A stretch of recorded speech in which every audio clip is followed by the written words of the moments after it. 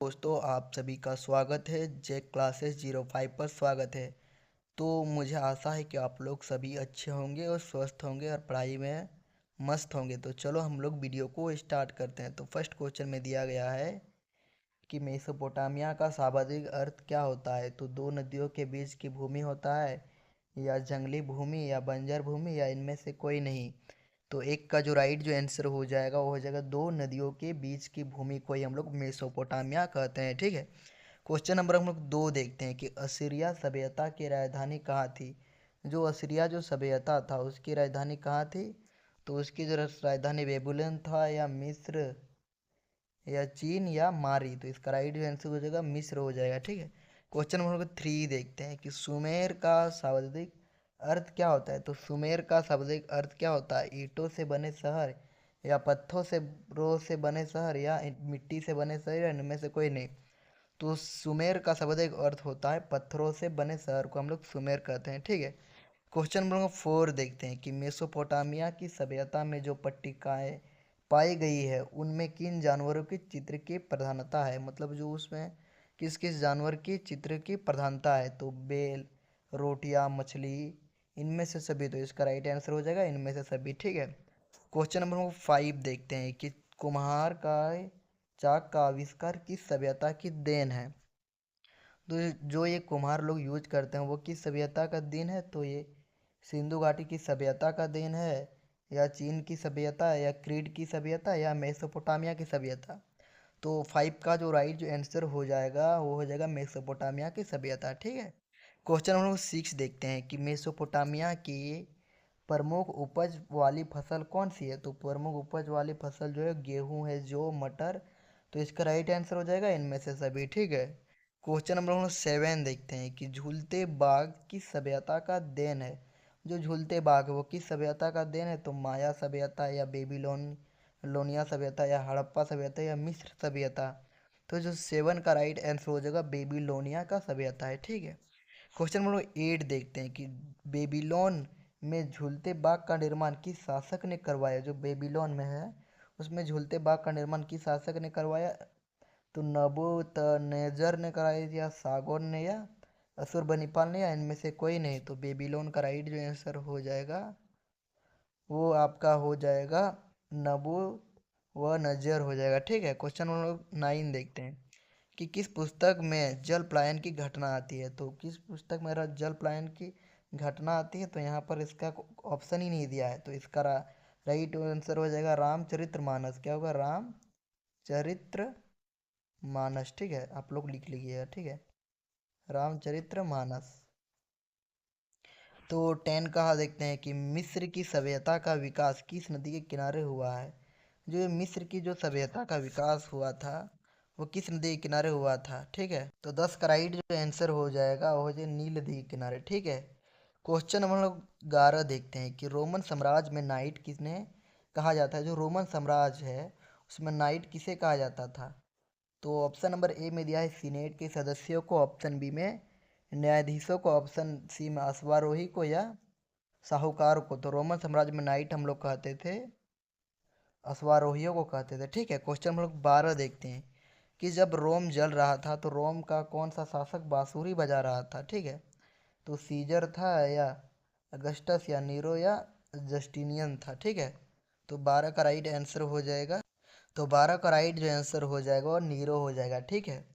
Question number 13 देखते हैं कि दिया गया है कि पेपारियस कहाँ पाया जाता है। मतलब कहाँ पाया जाता है पेपारियस। ठीक है। तो क्या नील नदी के किनारे। तो ऑप्शन नंबर ए में देखिए कि नील नदी के किनारे, या टाइबर नदी के किनारे, या अरब सागर के किनारे, या रोम में। ठीक है। तो 13 का राइट आंसर हो जाएगा नील नदी के किनारे पाया जाता है पेपराइज। ठीक है। क्वेश्चन हम लोग 14 देखते हैं कि रोम का इतिहास किसने लिखा। जो रोम का इतिहास है वो किसने लिखा।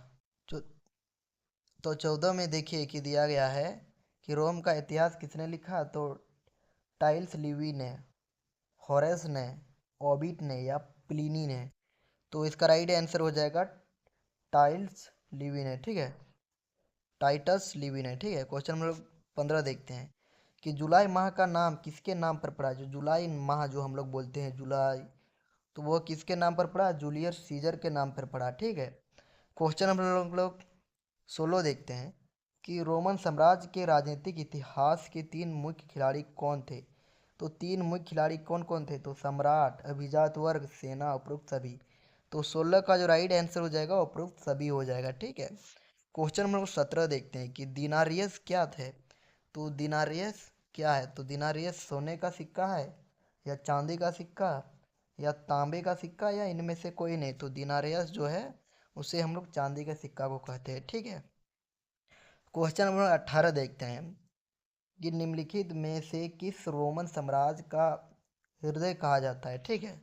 तो हम किसको कहते हैं? तो ऑप्शन नंबर ए में लाल सागर को कहते हैं, ऑप्शन बी में काला सागर को, ऑप्शन सी में भूमध्य सागर, ऑप्शन डी में कैस्पियन सागर। ठीक है। तो 18 का राइट आंसर हो जाएगा हम लोग भूमध्य सागर को हम लोग रोमन साम्राज्य का हृदय कहा जाता है। ठीक है।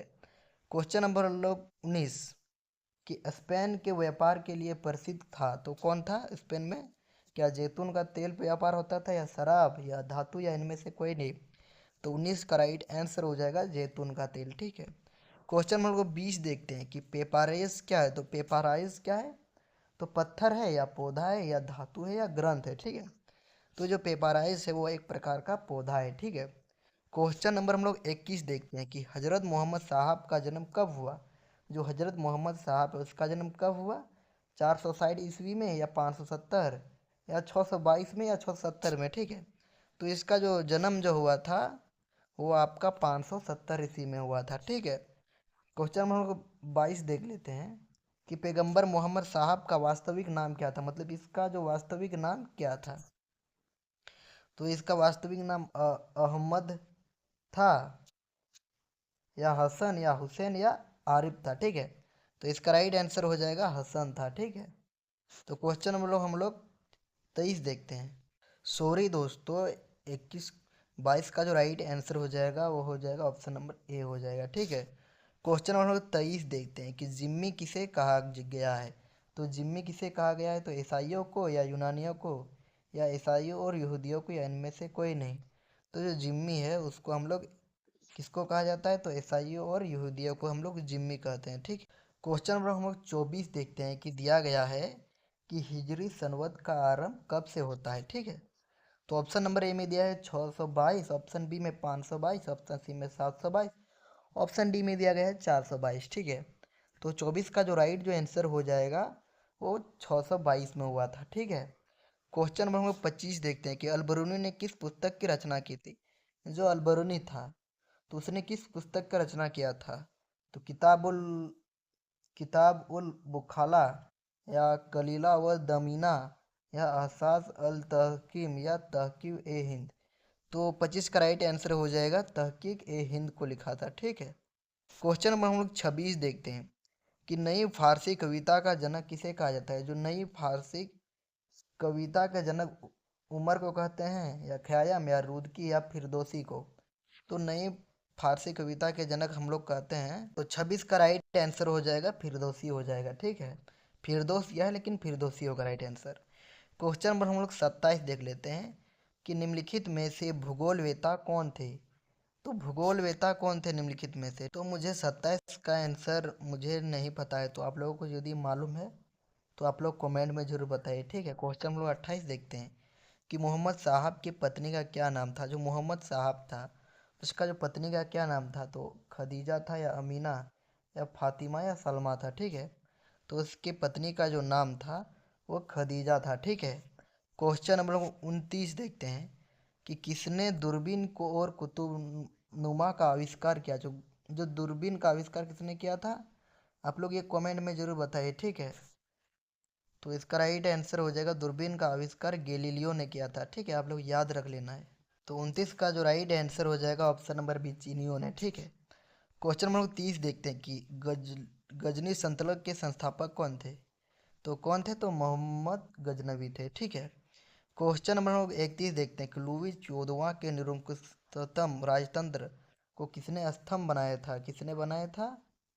तो इसका राइट आंसर हो जाएगा सीसलो और मेजारिन ने बनाया था। ठीक है।